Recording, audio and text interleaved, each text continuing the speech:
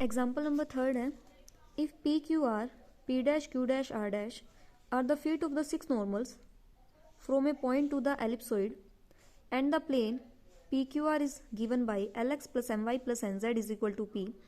then the plane P dash Q dash R dash is given by x upon में a square L plus y upon में b square m plus z upon में c square n plus 1 by p equal to 0। हमें ये given है कि एक ellipsoid दिया हुआ है हमें,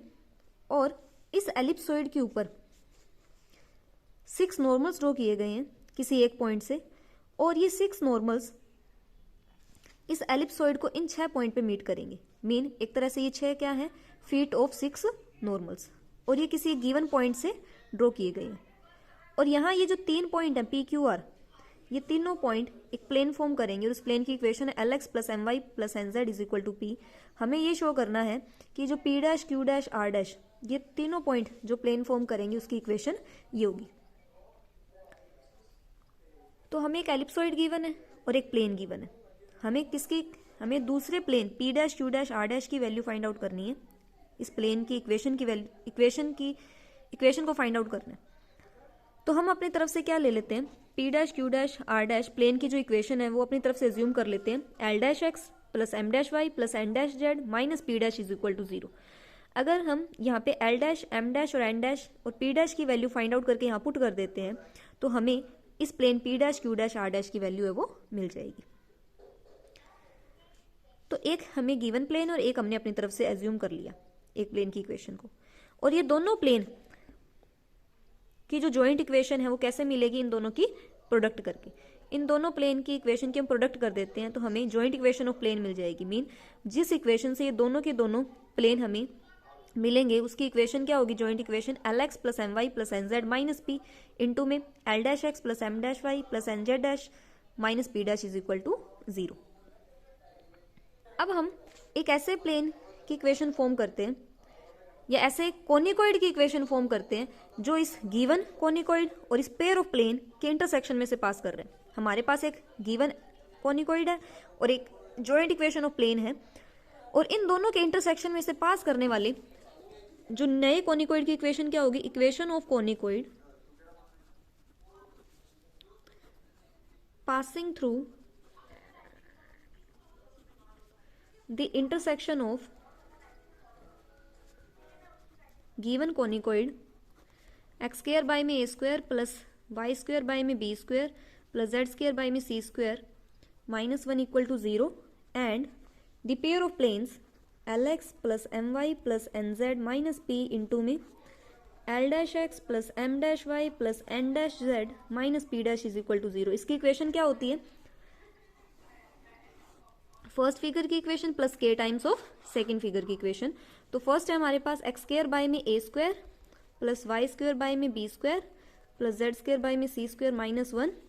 और प्लस k टाइम्स ले लेते हैं इस दूसरी इक्वेशन का हम, Lx प्लस My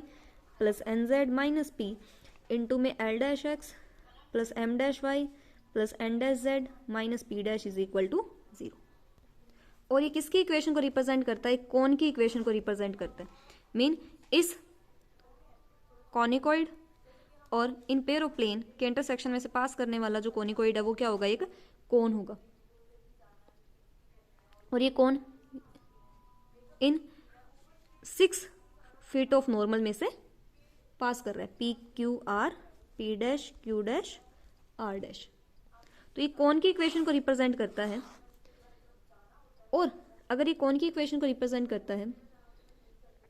तो हम कोन की कंडीशन का यूज करते हैं जिसके according coefficient of x square, coefficient of y square, coefficient of z square और कांस्टेंट टर्म क्या होती है, इक्वल होती है, और वो सभी की सभी किसके इक्वल होती हैं, 0 के इक्वल। और ये क्यों होगा, तो पहले तो हम क्या कर लेते हैं, इस इक्वेशन को सोल्व कर लेते हैं, जो हमने क्या निकाली, इक्वेशन ऑफ कॉनिकॉइड जो इन दोनों में से इंटरसेक्शन में से पास करती हो। तो पहले हम इसे सोल्व कर लेते हैं, एक्स स्क्वायर बाय में a square plus y square by में b square plus z square by में c स्क्वायर माइनस 1 इंटू में k इंटू में इन दोनों की मल्टीप्लाई करेंगे तो वैल्यू मिलेगी हमें L dash X square plus L M dash X Y plus L N dash Z X minus का L P dash x plus का M L dash X Y plus M M dash Y square plus M N dash Z Y या Y Z minus का M P dash Y plus N L dash X Z plus N M dash Y square Y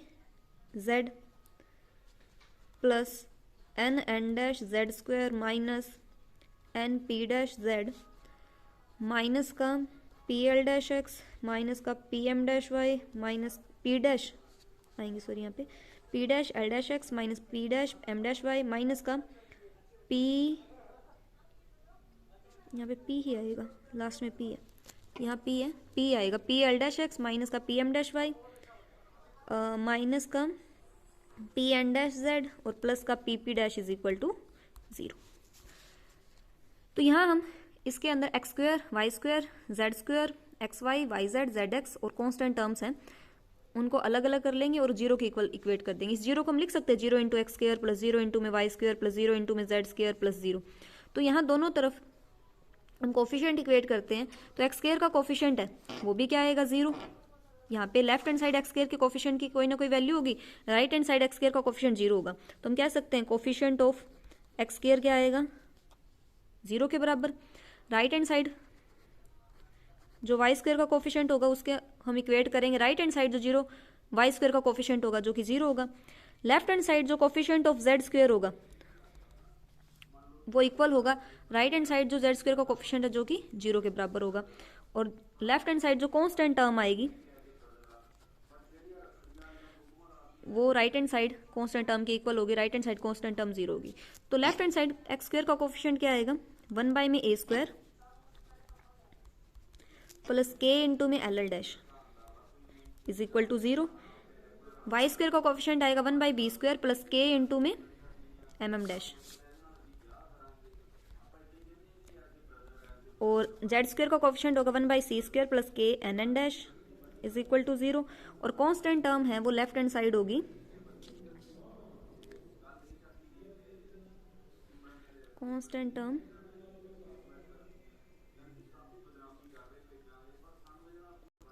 -1 और plus का k P P dash -1 plus के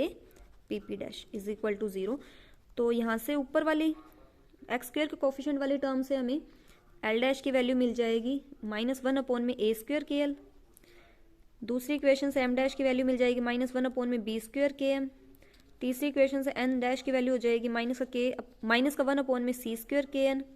और last वाली value से P dash की value आ जाएगी 1 upon में के पी। और ये चारों वैल्यूज जो हमने प्लेन अपनी तरफ से कंसीडर किया था L dash x plus M dash Y plus N dash Z minus P dash is equal to 0 जो पी डैश क्यू डैश और आर डैश पॉइंट में से पास कर रहा था